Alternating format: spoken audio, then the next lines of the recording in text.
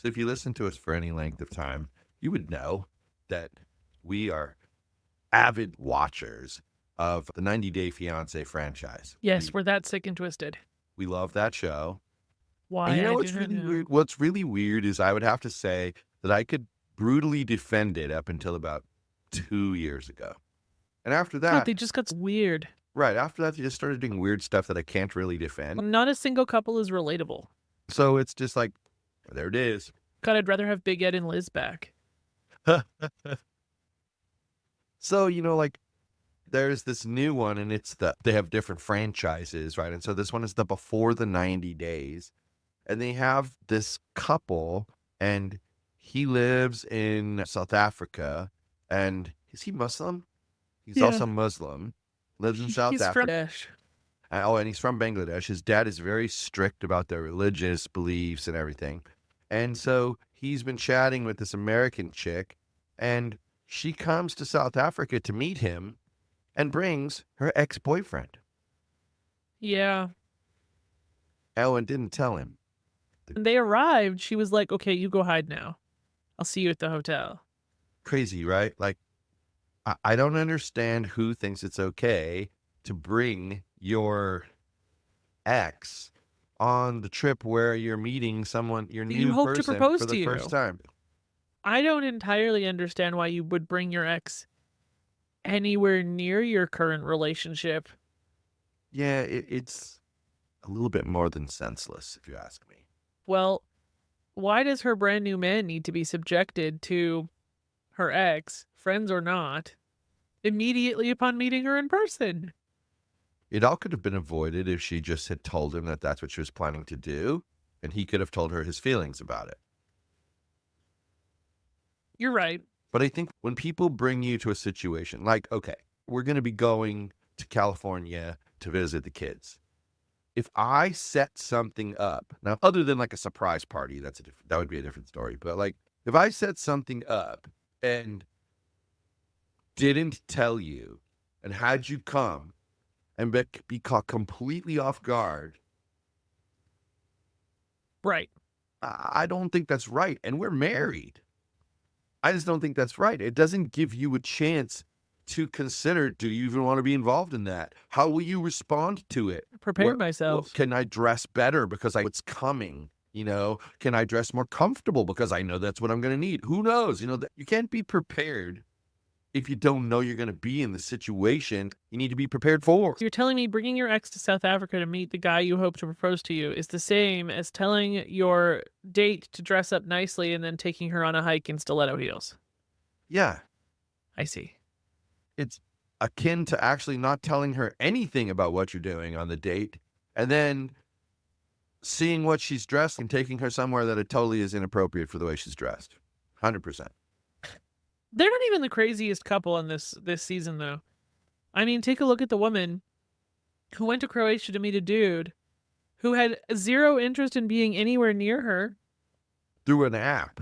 In Croatia, on the same trip, that she then hits it off with and turns into a weirdo.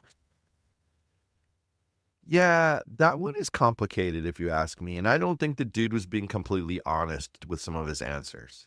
Which dude? Dude number 2 or dude number 1? Dude number 2. Dude number 1 is dude number 1. He just is what he is. I don't really even consider him. Because he was only in the season for like 4 minutes. And I don't think he actually expected her to come and see him.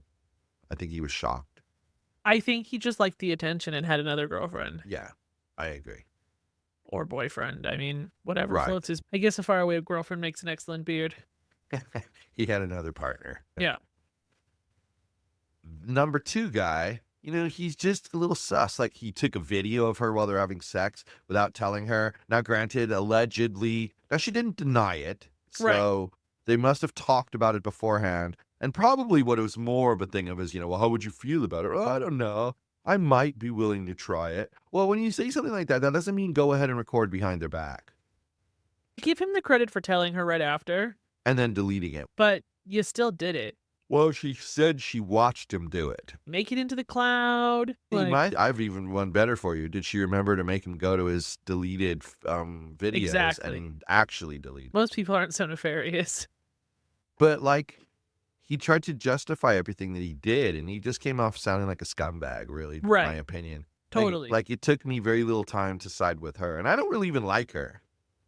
Then you got the little Miles guy, has his little African cutie Matilda, and he's like trying to get all he's got Asperger's. Is that what it is? Said he's autistic. Okay, so he's autistic, and you can tell he's been taught to try to pay attention to social cues because he talks about it many, many times. About how, well, I'm smart enough to see the cue that blah, blah, blah, blah, blah. In any event, that bro kept getting upset at other people, threatening to fight them. You know, the most normal couple on this entire show is that is he from Turkey and Tiger Lily? Yeah. He's sad that they're the most normal pair on the whole show because he's like really young and she's a divorcee with a couple of kids. So it's like obscure what they're doing. And they're the most, basic couple on there. They're like the most normal couple, actually. But like even that guy's like super macho, and like he and the Miles guy were the ones that were getting into it. Right. And he acts all, he's aloof, and he's very cocky. I don't like him at all. Well, yeah. And then there's actually, you know what the most normal relationship is the younger guy with the Polish girl. Yeah, I forgot about them. I completely forgot about them. They're the most normal. Pathological liar that they had a lot to say. Yeah. But you're right. They kind of fade away into obscurity. Well, you know what sucks? Okay, so we just talked about the two most normal couples on there, and I'm totally with you. The dude and the Polish girl are like number one most normal. But then you forget about them because everybody else is so fucking weird. Yeah, that's very true. The normal people are overlooked. There's the autistic guy. Then there's, I used to be a drug dealer and now I'm in a wheelchair guy. Then there's, I was an immigrant to the United States and I really can't keep a man even if he's from the motherland. Lady. Yep. Oh. Yeah, it's quite the mishmash of crazy, strange, weird, bizarre personalities. But I want to shift gears for a second. Because, I had a discussion with Yogi today, just a little while ago, and you overheard it, unfortunately. And you were talking at the top of your lungs. So I was talking to Yogi, and I was telling him that, 3 years ago when we moved here to Vegas, I used to be a big Buffalo Wild Wings fan and a big, chicken wings fan in general, but I was getting bored of Buffalo Wild Wings because they bring out new flavors. But their new flavors usually suck. But they were terrible. Right. So. You gonna be okay over there? You're messing with me now. Okay. I'll stop. So. I kind of backed away from Buffalo Wild Wings. And then there's the other place that's called Wingstop. But they tried to kill you and Alyssa one year. So that's never happening. No thanks. Saw how violently ill you guys got. And it's like, no. I think it's not it. That's officially the sickest Alyssa has ever been while staying with us. Yeah.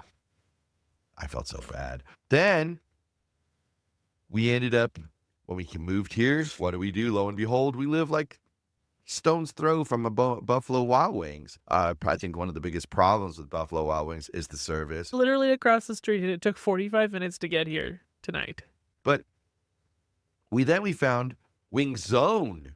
And they had all these good flavors and all this stuff. And they were primo. Then a few months back, they changed all their flavors. And there's literally not a single flavor on there that I would want to eat. Not a single one. They didn't have basic buffalo. So then I was like, well, I guess we're not eating wings anymore because Buffalo Wild Wings still boring.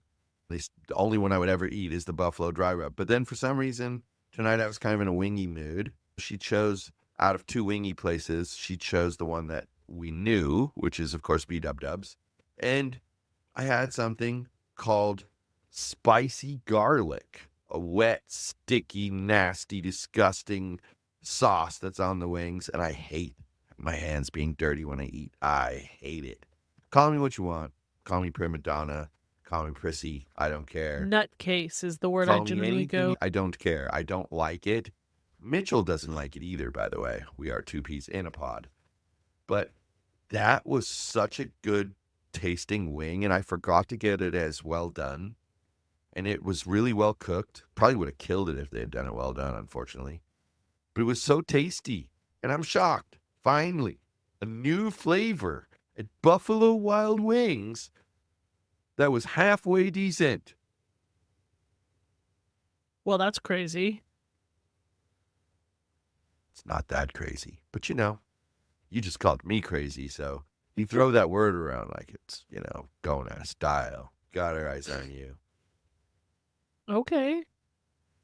That's quite literally all I've got for you. Well, on that note, Maddie. that's unusual. Good night, everyone. Still a